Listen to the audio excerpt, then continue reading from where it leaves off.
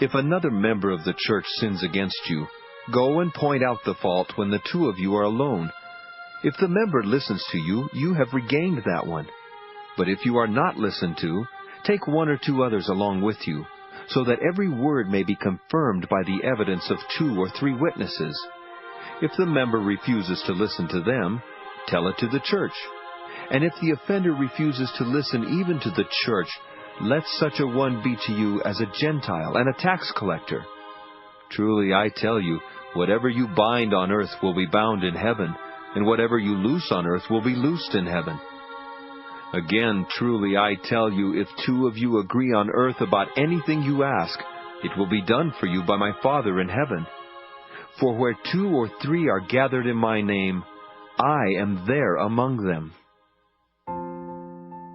In this gospel, the Lord is telling us that if our friends sin against us, let us not be scandalous as to tell everybody, but instead call that friend who has sinned against you and talk to him alone.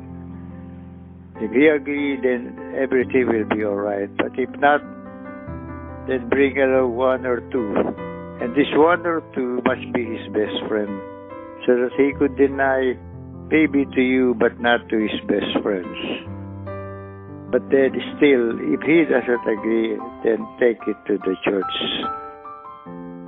Then, if still he did not agree, then treat him as a tax collector, as a Gentile. How do you treat him as a Gentile or tax collector? It doesn't mean that you will renounce him and tell everybody about his faults. No. It only means that you just pray for him as you would to your other enemies. Instead, that is what Jesus said when he said, love your enemies. And loving your enemies means pray for your enemies. Whatever you bound on earth will be bound in heaven. Whatever you loose on earth will be loosed in heaven. And this was given to the apostles, most especially nowadays to the priest.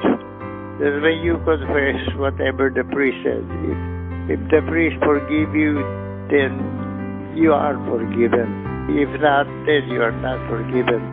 They were given by Jesus the power to bind on earth or to loose on earth.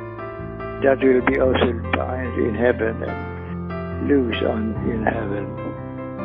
That is now the power that was given to the first apostles, and now up to now, it is the power that our priests are practicing. If you go to confession, you are forgiven in confession, then you are forgiven. If not, then you are not.